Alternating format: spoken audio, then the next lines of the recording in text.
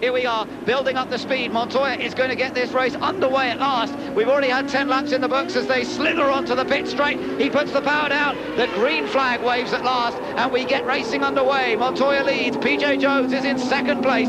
Tracy third, and Frank Kinney and Blundell wheel to wheel into turn number 1 there. They managed to get through, I think, safely enough, and Montoya pulls away a little bit from PJ Jones. Tracy, Frank Kinney getting sideways. Blundell, Moreno, then De Ferran, followed by Greg Moore and Maurizio Gugelmin. In these slippery conditions where visibility virtually zero if you're following another car, there again Frank Kinney getting quite sideways. And the one guy that really favours on that visibility, of course, is Montoya. No one in front of him, so he can just drive off the rest of these guys. Look at Blundell! Look at Blundell! He went right round the outside of Frank Kinney into turn number 9. Blundell, who qualified 5th, is in fighting form here.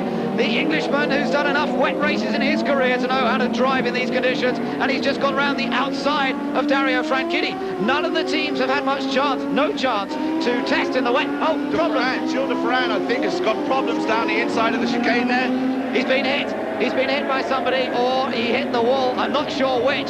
Gilles de Ferran, who'd gone past Moreno, and I wanted to see what progress he could make because he's the only one up front running the Goodyear wet tyre, of course, but it looks as though it's all over. A lot of damage to that right rear. And the green flag comes out. Montoya leads as they cross the line. 16 laps completed. PJ Jones in third under attack from Blundell. Frank Kinney's gone wide. Oh, he saved it. Contact, no contact. Oh, he somehow got it back. I thought he was headed for the tyre barrier there, but he has been passed. And he only lost the 1 position, though, to Moreno, but going wide, that would have Frank Kinney concerned. He's got to do everything he can to stay in contact in the points battle with Montoya.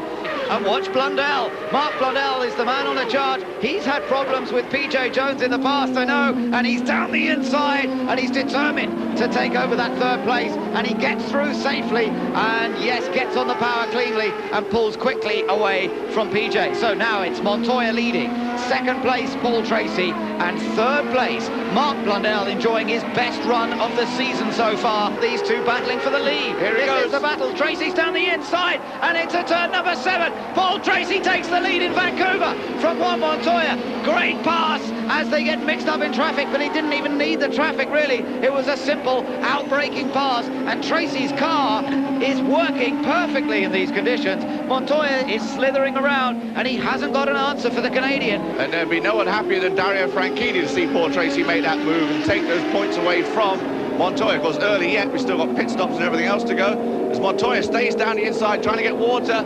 Tracy goes down the inside of Magnussen. Magnussen sees him, stays out wide, lets him through. And now he's just going to get past Greg Moore. Good driving by Magnussen, aware. Oh, and Tracy's lost it! Tracy has lost it! Would you believe it? He's thrown it away down at turn number 3, and he had it there. He was leading Montoya. He finds his first, gets it going again, and Tracy does rejoin. He's still in 2nd place. There's Moreno. Paul Tracy stays in 2nd position. Moreno, though, is now right behind him. How hard did he hit that wall, though? He got it stopped, but it did still make contact with the wall. That may have damaged the rear wing. Brian Herter spins in the middle of the straightaway, too. The subsequent yellow flag meant the gaps closed up. Earlier in the race, Dario Franchitti had been 29 seconds behind Juan Montoya, but now there's only his Team Cool Green co-driver Paul Tracy between him and his championship rival, Montoya. Meanwhile, we're hearing that there have been some orders, not quite orders, but discussion with the team between these two boys. It would appear that Barry Green has radioed in and said to Paul Tracy, if you cannot catch Montoya, then you've got to let Dario have a go. And there he is, he's letting him, oh, maybe, no, Dario! He's not letting him through. No, it looked like it for a moment, but Dario very nearly lost it on the slippery stuff on the inside there. I have to say, good idea from Barry Green, but will Tracy obey it? That's the problem. At the moment, he's not. And there's no doubt that he's dropping away from Montoya. They really should allow Franchitti, in my opinion, in terms of the championship. They ought to let Franchitti go into 2nd place and at least see if he can stay with Montoya at this stage, but perhaps Paul Tracy has other ideas as he comes up behind PJ Jones. Oh, they've hit each other! They've made contact. Franchitti's on the brakes trying to avoid the melee that's caused. Andretti almost hits PJ Jones at the same time, And, well, that was almost predictable, I suppose. Now Franchitti down the inside into turn number 1, and Franchitti does go into second place. But look at this, we're now building up for the restart as Montoya leads Dario Franchitti. Just 5 points separate these two in the championship. There are 4 points difference for finishing first or second. Paul Tracy in third place. They're all getting past the lapped car of Luis Garcia Jr. running up with the leaders at the moment, but he's a couple of laps down, don't forget, as Franchitti tucks himself right in behind Juan Montoya. Oh, and he loses it, and Franchitti makes a mess of trying to get past Montoya.